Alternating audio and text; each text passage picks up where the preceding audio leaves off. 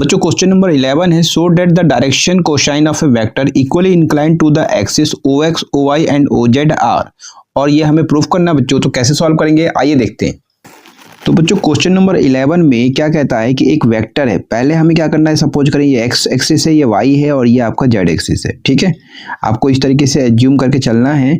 Suppose करें बच्चों ये आई कैप है, क्योंकि एक्स के डायरेक्शन में आई कैप, वाई के डायरेक्शन में आपको जे कैप लेना है और जेड के डायरेक्शन में आपको के कैप लेना है। ठीक है बच्चों, समझना क्या है कि ये एक वेक्टर है बच्चों, जो कि एक्स एक्सिस के साथ एक एंगल बनाता है, साथ में वाई के साथ एक एंगल बनाता है और इसी तरीके से जेड के साथ एंगल बनाएगा।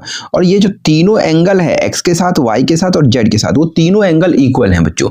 ठीक है, तो इसके बाद आपको लेट करना है बच्चों कि the vector is equally inclined with OX, OY and OZ। तो OX, OY और OZ के साथ वो इक्वली इंक्लाइंड किया गया एट एन एंगल अल्फा। तो हम लेट करके चलते हैं कि यहाँ पर जो वेक्टर एंगल बना रहा है वो अल्फा का एंगल बना रहा है, किसके साथ, एक्स के साथ, वाई के साथ और जेड के साथ। ठीक है, तो ये आपको रफ में चेक कर लेना बच्चों, इसको आपको बनाने की जरूरत नहीं है।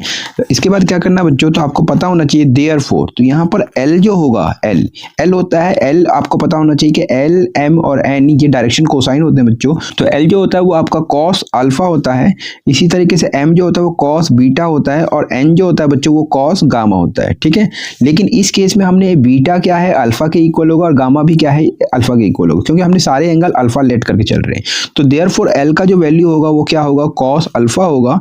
ठीक है, इसी तरीके से एम जो होगा वो भी आपका कॉस अल्फा होगा और एन जो होगा बच्चों, एन वो भी आपका कॉस अल्फा होगा। ठीक है, ये डायरेक्शन कोसाइन हो गए, राइट।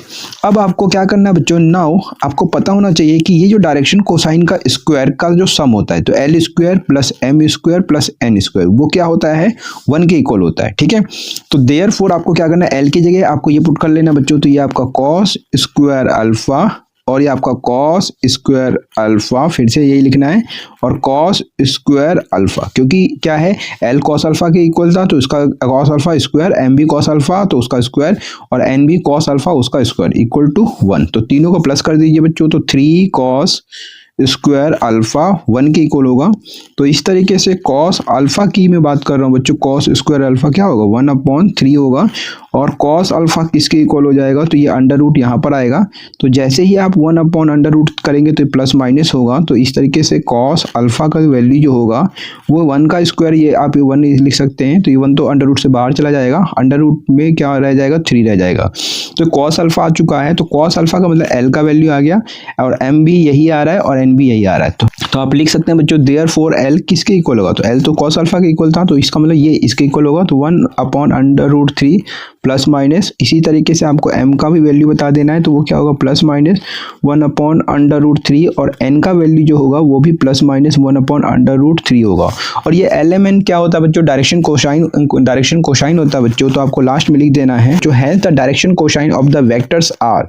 तो ये जो डायरेक्शन कोसाइन आया है l का और m का और n का वो प्लस माइनस में यही होगा और इस तरीके से ये प्रूव हो जाता है।